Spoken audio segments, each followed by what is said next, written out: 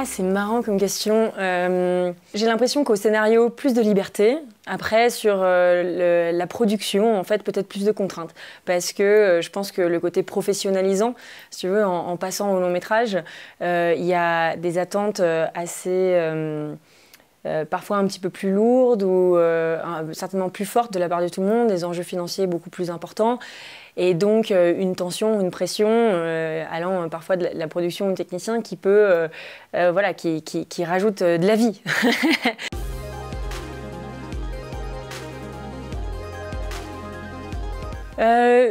J'essaye de réfléchir à certains profils, mais en fait, mon inspiration, je vais plus la puiser dans ma réalité, dans les gens qui m'entourent, ou alors dans ce que je vais lire dans l'actualité ou autre, les interviews de personnes, de personnalités que je vois. Mais c'est vrai que j'ai pas tendance au stade d'écriture à aller déjà réfléchir à un acteur ou une actrice. Noémie Merlan, par exemple, sur Jumbo, c'est quelqu'un que j'ai découvert en fait en casting. Je la connaissais pas avant de lui faire passer un casting, donc voilà, ça a été tout un process.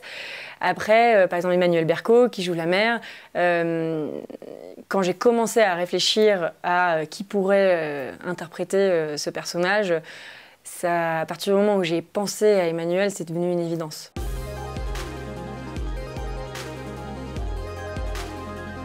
Je pense que le meilleur conseil qu'on m'a donné, c'était d'y croire, en fait, de pas se laisser abattre par les refus, parce qu'il y a, voilà, il y a toujours le chemin. Enfin, on reçoit 99 non pour un oui, et c'est de se concentrer sur ce oui et jamais se laisser abattre.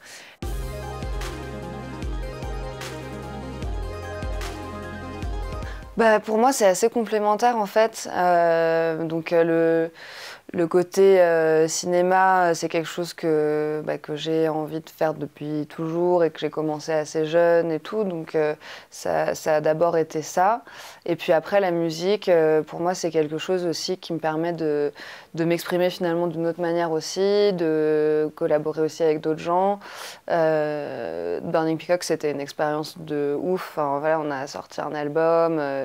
J'aurais jamais imaginé que ça m'arriverait dans ma vie et tout, donc c'était incroyable. Et après ça, le groupe, on a décidé de l'arrêter aussi parce que j'avais envie de plus me concentrer justement sur le cinéma en tant qu'actrice et en tant que réalisatrice aussi. Et comme tu l'as dit, avec les clips, j'ai pu commencer à m'exercer sur ça avec le groupe aussi. Donc finalement, tout s'imbrique. Et voilà, pour moi, c'est un moyen toujours de créer et de faire des rencontres et des collaborations.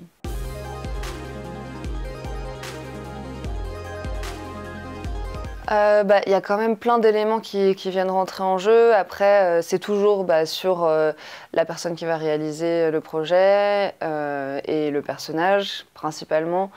Après, parfois, ça dépend. Il y a un côté qui prend plus le pas sur l'autre. Ça dépend qu'est-ce qui amène la curiosité au début.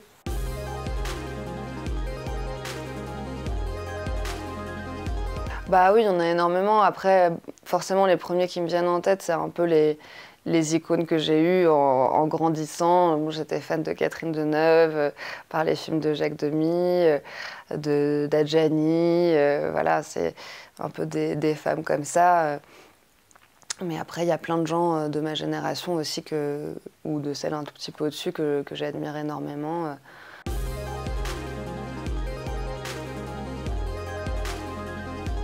Ouais, je suis assez fan de science-fiction. Ouais.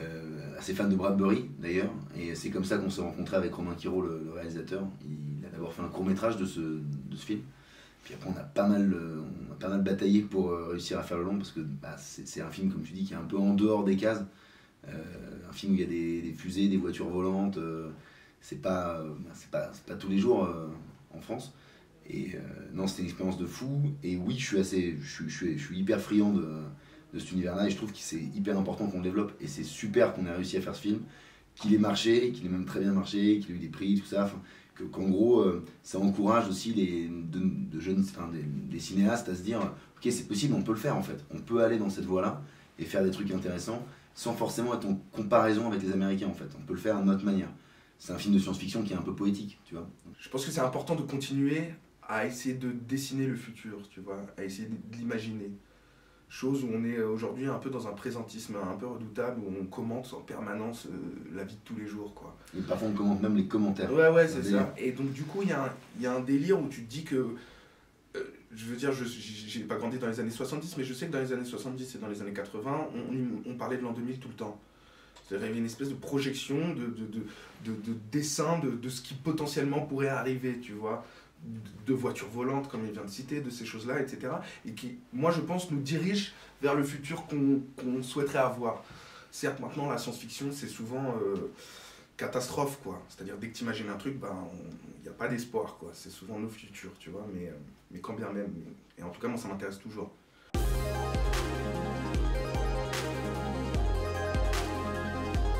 En grande partie, je suis quand même comédien, enfin, mon quotidien, c'est quand même ça. Après, je suis un peu hyperactif, je pense un peu comme mon camarade de droite qui m'a l'air d'être... Enfin, on se connaît, on s'est rencontrés il n'y a pas si longtemps, mais j'ai l'impression. Et du coup, moi, j'ai besoin de faire des trucs tout le temps.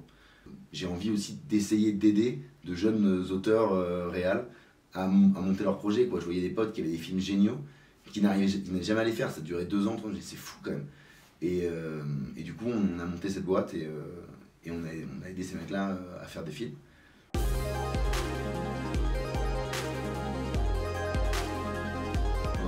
Ouais, après je vais pas faire une carrière de biopic, mec, parce que j'avais fait déjà un biopic anglais sur Nico du Velvet Underground où je jouais son fils, tu vois, qui existe vraiment et qui est encore vivant. Donc je vais pas faire toute une carrière sur des biopics, mais pour le coup, il y a un mec où je me dis que j'aurais aimé le jouer, c'était Jacques Vergès, l'avocat. Énorme. Ouais.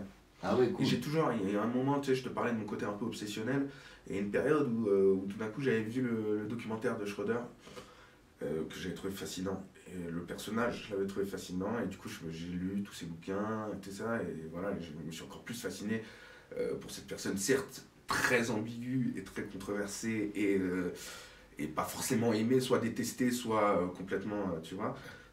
Mais il y a une fascination pour ce mec, quoi qu'il.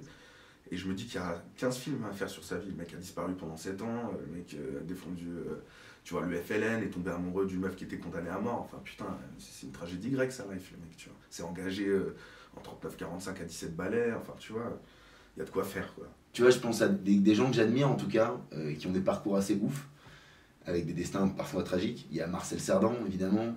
Et si tu penses, il y a Napoléon, il y a des gens comme ça, évidemment, tu vois, qui sont absolument fascinants.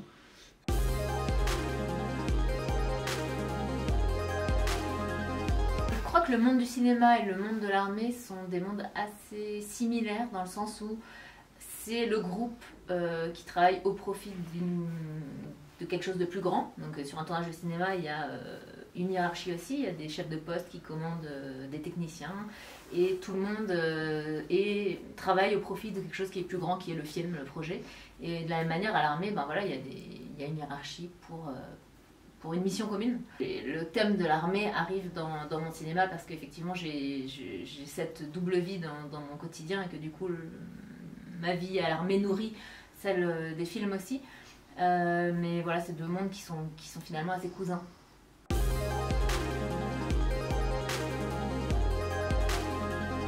C'est difficile à faire en général, c'est compliqué à financer, c'est compliqué à monter. Et après, c'est plutôt agréable quand ça existe, c'est plutôt joyeux. Ça se passe pas du tout aujourd'hui à la 23e édition comme ça se passait à la première. À la première édition, tu fais ça comme un foufou sans te poser de questions.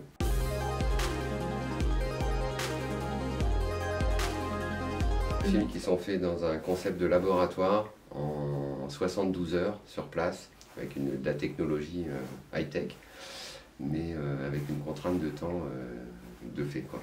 La petite histoire qu'on raconte pour le mythe, c'est tourner un mardi, montrer un jeudi et acheter un vendredi.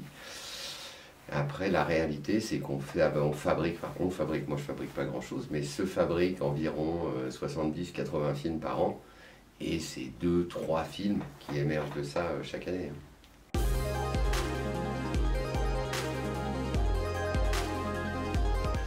Alors, pour des jeunes cinéastes qui se lancent, je leur conseillerais juste d'être têtus, quoi, et très tenaces, et d'être vraiment déterminés parce que c'est très très long et personne nous attend. Enfin, personne nous attend pour faire des films, donc il faut vraiment Ouais, tenir dans la longueur le désir d'un projet qui va mettre forcément du temps à se réaliser. Et puis là, les jeunes cinéastes, j'ai envie de les encourager encore plus qu'avant le Covid, parce que c'est une période très très compliquée qu'on vit. Les salles de cinéma sont assez désertées en ce moment et c'est pas évident.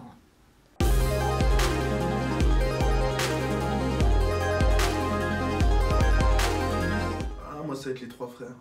Ah, lourd. Ouais, ouais. Lourd. Ouais. Les bronzés font du ski. Ouais. Voilà. Mes filles adorent les bronzés font du ski. Je dirais Les Enfants du Paradis. Tout de suite, là, j'ai pensé à Maman, j'ai raté l'avion, du coup. Mais dans, ouais, carrément. Home Alone. Logique, Direct, C'est vrai que forcément. c'est un moment que je l'ai pas fait. Forcément. En plein hiver, là, au coin du feu, moi je regarderais Madame Doubtfire. Il y a un film que j'aime beaucoup, très connu, c'est un grand classique, hein, mais un jour sans fin, Groundhog Day avec Bill Murray.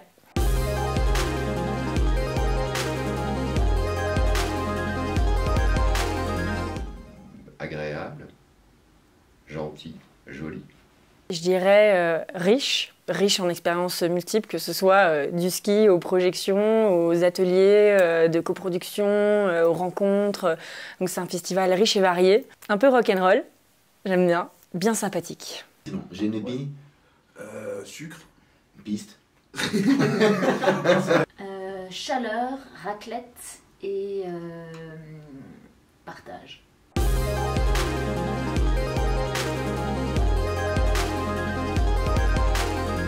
Fondu. Franchement, à fond, et je suis un peu deg parce que j'en ai pas encore mangé. Et ben moi je préfère la raclette. Raclette direct. Ouais, raclette aussi. Aucune hésitation. Ouais, raclette aussi. Je suis pas mal fan de la tartiflette. Raclette, ouais, moi c'est raclette.